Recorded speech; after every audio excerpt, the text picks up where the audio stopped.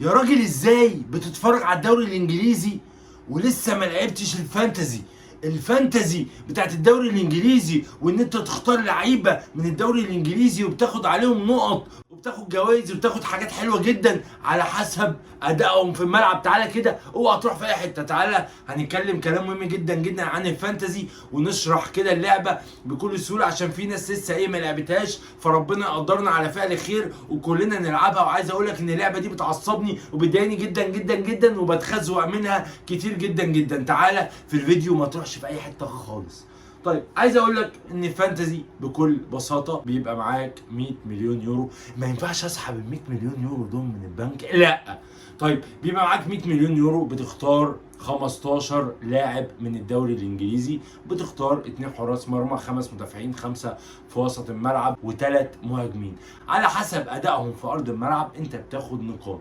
طب يا عم سامي، النقاط دي بتتوزع ازاي؟ عايز اقول لك اي لاعب في ارض الملعب بياخد نقطه، اي لاعب بعد الدقيقه 60 بياخد نقطه تانية، اي لاعب بيسجل هدف من خط الهجوم بياخد 4 نقط، اي لاعب من خط الوسط بيسجل هدف بياخد 5 نقط، اي لاعب من خط الدفاع بيسجل هدف او جون، عشان اليسون بيكر مثلا من سنتين احرز هدف مع ليفربول، بياخد 6 نقط. هي دي النقاط بتاعه تسجيل الاهداف. طيب، الاسيست، اي لاعب بيعمل اسيست قلنا 3 نقط. طيب، حراسه المرمى، حارس المرمى كل 3 تصديات بياخد نقطه. طب لو عمل كلين شيت بياخد 4. طب لو صد ضربه جزاء بياخد 5.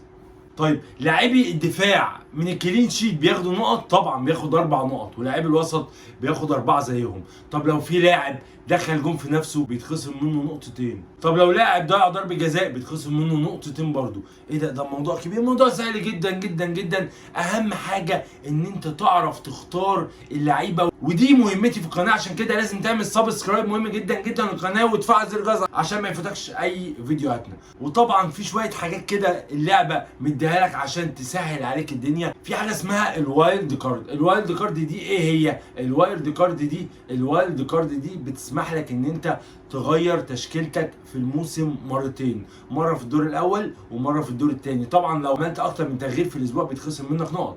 فطبعا الوايلد كارد دي بتسمح لك ان انت تغير تشكيلتك في الموسم مرتين، مره في الدور الاول كلها ومره في الدور الثاني كلها من غير ما يتخصم منك اي نقط. في حاجه اسمها فري هيت. ايه هي الفري هيت؟ بتختار تشكيله جديده لمده اسبوع واحد بس او جوله واحده بس، بعد الجوله بترجع تشكيلتك القديمه. وفي حاجه اسمها تريبل كابتن. ايه هو التريبل كابتن؟ طبعا في حاجه اسمها في اللعبه كابتن ده هو اللي بياخد ضعف النقط، يعني لو خد 5، لو هو جاب 5 نقط هتلاقيه مديك 10. في حاجه اسمها تريبل كابتن، طبعا دي بتبقى مره واحده بس في اللعبه، دي بتديك 3 اضعاف درجه اللاعب بتاعك اللي هو الكابتن، يعني لو جايب 5 هتلاقيه واخد 15. جوائز بقى، بيدوك تيشيرت من الدوري الانجليزي، بيدوك شنطه، بيدوك لعبه اي سبورت، بيدوك مج، يعني بيدوك شويه جوائز حلوه كده للمركز الاول والثاني والثالث على اللعبه من كل اسبوع. شويه جوائز حلوه كده ولذيذه، يعني انا ما نتكلم بعدين عن الجوائز، مش عايزين نقاطع كده عشان نكسب، لا نسيبها كده على الله عشان ربنا يكرمنا.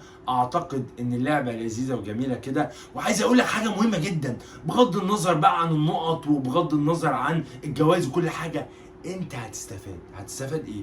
هتحفظ اسماء اللعيبه، هتقدر تنطق اساميهم بالانجليزي، هتبدا تتفرج كتير على الكوره. كل ما تتفرج كتير كل ما تحفظ اكتر، كل ما تفهم اكتر الماتشات عامله ازاي.